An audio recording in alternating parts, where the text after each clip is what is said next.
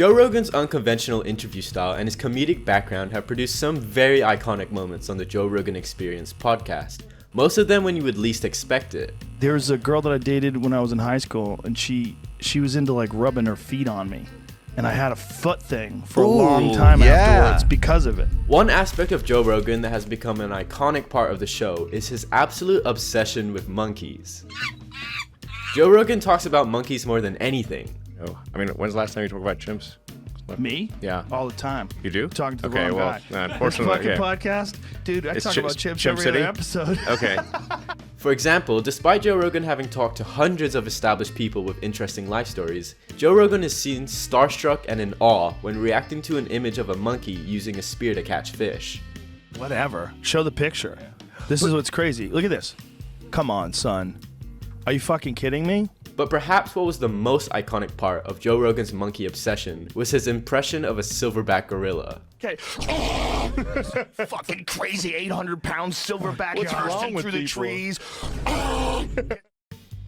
And this wasn't the only animal impression Joe Rogan went viral for. Joe Rogan has made so many out-of-pocket animal impressions that you can make a whole David Attenborough documentary out of them. Deep in the Arctic tundra, a male reindeer performs his mating ritual in the midst of the procreation season. You gotta go hands up, hands up. That's how bad they want dick. Oh. The hard-shelled turtle also has an equally peculiar mating sound. Yeah. Yeah. Yeah. Yeah. And finally, here is a seagull deep-throating a fish. Because I'm David Attenborough. So why the hell not?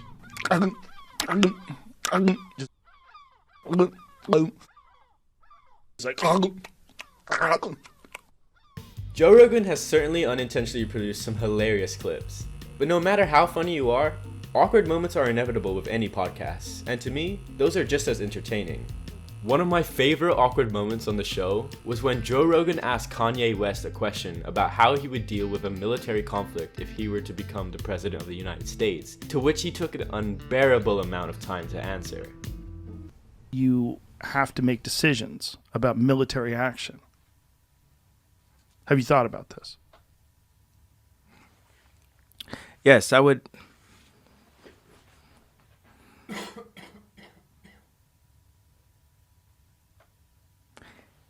I have to say again, like COVID. I love how the editor had to switch over to Joe Rogan's cams just to get some action going because Kanye West was taking so long to answer. And honestly, I think it made the awkward silence even worse because bro, I've never in my entire life seen a human face show absolutely zero emotion like Joe Rogan does right here. Look at his eyes. His eyes are open, but they're not looking. Do you get what I mean? Kanye West took so long to answer the question that Joe Rogan just gave up and started thinking about monkeys. In this case, it was the long silence that made the moment awkward. But in this next clip, it was awkward because Joe Rogan couldn't stay silent when he needed to most. On the Joe Rogan Experience number 607, special guest Joe Schilling recounts an emotional moment in the lead up to one of his professional UFC fights. But Joe Rogan is too distracted by a YouTube video's poor quality to even acknowledge the guest's tragic story. I mean, it was a really tough fight for me too. You know, it was a really bad camp. It was probably the worst camp of my career. My dad had passed away like 3 weeks before the fight, and like 2 or 3 days after that. Why does that look so shitty, Jamie? My cousin passed away. So it was... Like, pull it back. Is it our computer that's doing that? Yeah. It's drags because of the computer. Why is it? But come on, man. This is fucking. It's a YouTube video.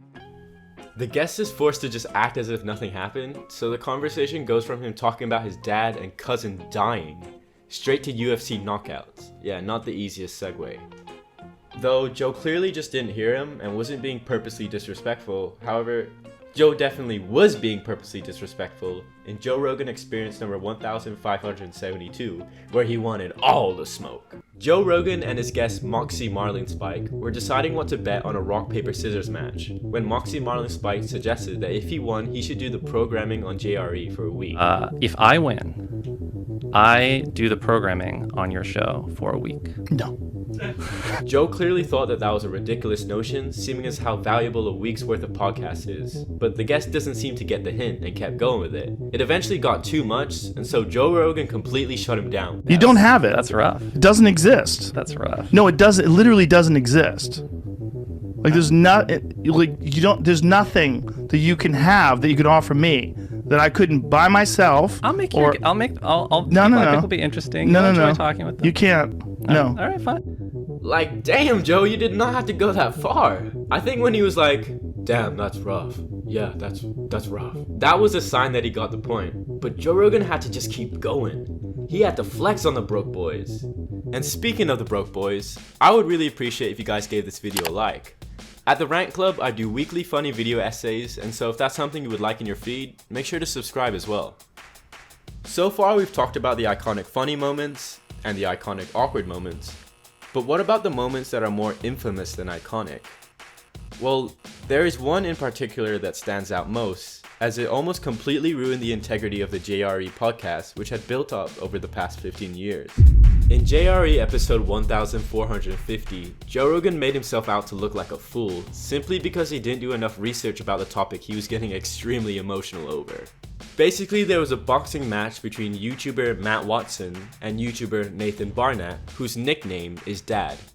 But Joe Rogan didn't know that it was nothing more than just a nickname, and so he mistakenly thought the fight was between a YouTuber and his actual father. I saw a video today of a boxing match between a father and a son.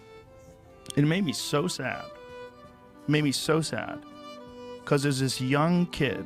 He looks like he's probably like 17 or 18. And the father's 42. And the father beats the shit out of him. I mean, like, dings him in the head and keeps punching him. I'm like, that's your son. That's your son. And we're watching you beat your son up. Because I get your son probably got cocky with you, but... And he celebrates after he knocks his son out. It made me so sad. Truly heartbreaking. Thoughts and prayers go out to the son. And you know, even more, thoughts and prayers go out to Joe Rogan. He's having such a hard time. And after 90 seconds of Joe Rogan hating on this random dude for being a terrible father, his assistant finally corrects him. That's not exactly what was happening. It's not? What is it? They're not father-son. Oh, why does it lie? It says father knocks out son in celebrity boxing match. Gotta get somebody to click on this. Oh. This was like a YouTuber thing. This guy's a YouTuber and he's a YouTuber. I'm such a sucker. My question is, why did the assistant wait so long to tell him? He had so many opportunities to interrupt Joe Rogan spreading misinformation. But hey, maybe he was just having a Kanye West moment. Joe Rogan was cool about it by admitting straight away to being a dummy. But with a podcast that big, you gotta get your research from a more reliable source than just a YouTube video title. And to wrap it all up, let's do a bonus round. Top 3 Joe Rogan. Number 1, Joe meets alien.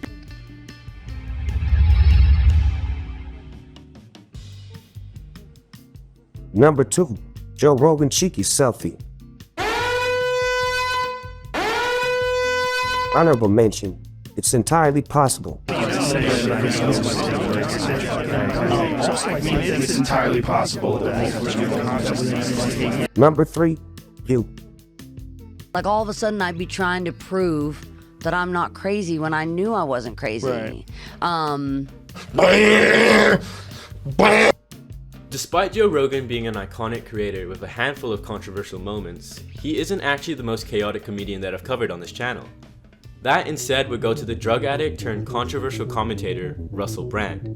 If you're interested in watching a detailed documentary of his life story, check out this video. I promise you won't be disappointed. For the rest of you guys that are more into my comedic rants, I'm gonna be dropping loads more in the next few weeks, so make sure to subscribe if that's something you don't want to miss.